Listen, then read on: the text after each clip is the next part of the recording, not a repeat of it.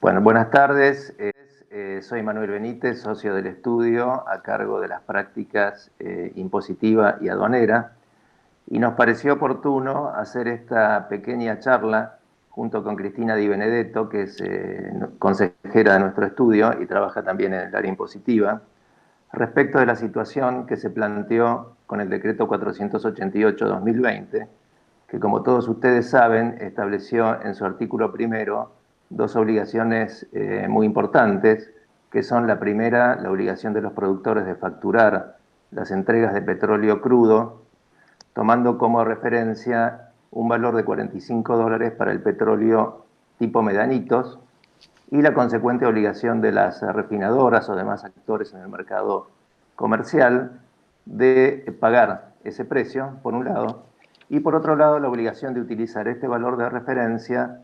para la liquidación de las regalías a las provincias o al Estado Nacional según la ubicación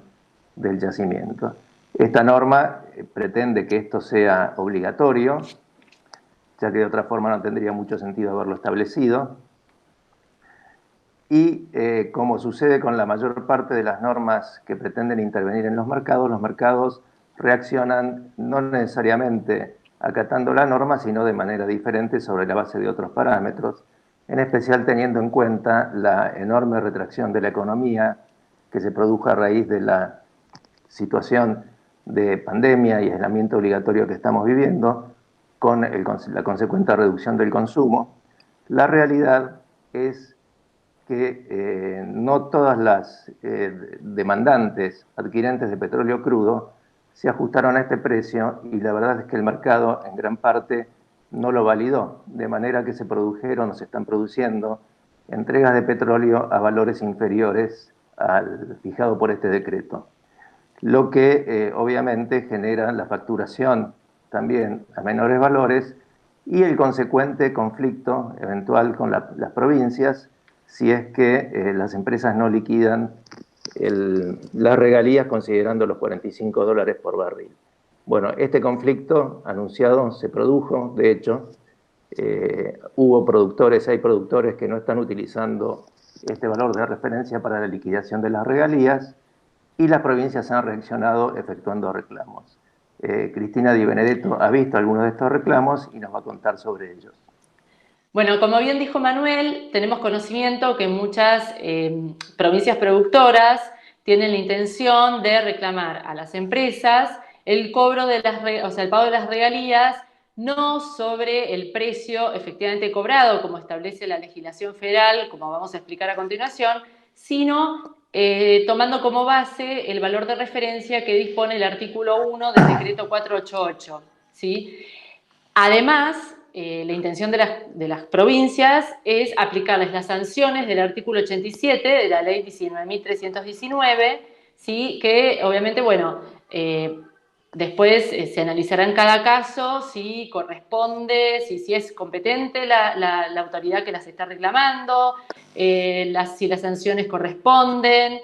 También podría pasar que quien inicie el procedimiento sea un organismo fiscal y además de las sanciones del artículo 87, o prescindiendo de ellas, pretenda aplicar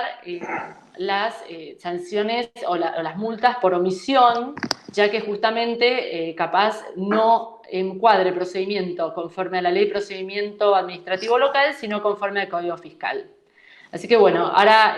vuelvo con Manuel para que le explique la legislación aplicable que creemos conveniente, digamos que corresponde. Bueno, gracias. Bueno, como todos sabemos, la obligación de pago de regalías es una obligación de origen legal. Está establecida en la ley 17319,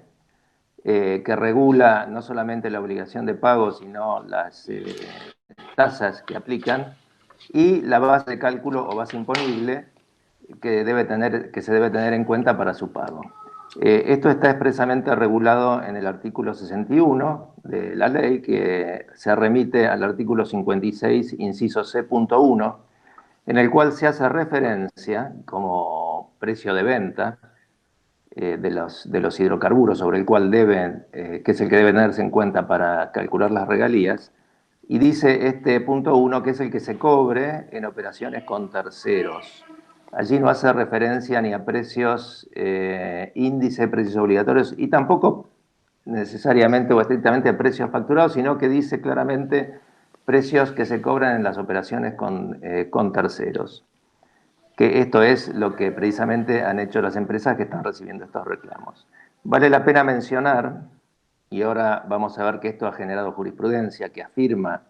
la prevalencia de la ley sobre lo que puedan establecer las regulaciones de la administración, pero vale la pena mencionar que esta situación ya se presentó en el pasado, sobre todo a raíz de la disposición 1 de 2008 de la Subsecretaría de Combustibles, que había establecido un precio piso en $42 por barril para la liquidación de las regalías. Por supuesto, esto dio lugar a litigios que fueron resueltos por la Corte Suprema, en donde se afirmó la prevalencia de la base imponible establecida por la ley, que, como dije, hace referencia al precio que se cobra en operaciones por terceros, y que Cristina nos va a hacer una pequeña reseña a continuación. Bueno, como bien dijo Manuel, la jurisprudencia de la Corte confirmó la aplicación para la liquidación y pago de regalías de como la Corte llamó, regla de oro para calcularlas e ingresarlas a las provincias productoras. Justamente dijo que lo que aplica, digamos, es el precio que se cobra en operaciones con terceros, el precio de comercialización. El fallo, digamos, el fallo madre o el primer caso donde, digamos, así se pronunció la Corte fue el caso Nazi Petrol con provincia del Chubut, del 6 de octubre del 2015. Allí la provincia del Chubut le había reclamado una diferencia de regalías partiendo o tomando como base o como valor boca de pozo el valor de la disposición 2008 de la Subsecretaría de Combustibles, confirmada por la resolución 813-2010 de la Secretaría de Energía. La Corte lo que dijo es que ese valor que tomaba la disposición y la resolución era superior y, digamos, era contrario al régimen federal en materia hidrocarburífera, que disponía otra cosa, que justamente era que se liquiden en base al precio cobrado con terceros. Esa jurisprudencia no fue aislada, sino que la Corte luego fue tomando la misma postura en fallos sucesivos. Tenemos Petrolera TDF Company, Petrolera LF Company y Roche S.A., con provincia de Tierra del Fuego, donde se dijo lo mismo. Después también hay otros fallos que, si bien no se refieren a la 1-2008, de Total Austral, de Roche y también de Petrolera TF Company SRL y LF Company SRL, donde se trataron un tema de deducción de gastos, pero también, digamos, se habló sobre la famosa regla de oro, con lo cual, digamos, hasta tanto la Corte cambie su postura, esta sería, digamos, en principio, una defensa fuerte, digamos, en la cual las petroleras pueden descansar en pagar las regalías en base a precio cobrado y no sobre el valor de referencia del decreto 488-2020. No sé si querés agregar algo más. Bueno, sí, me gustaría agregar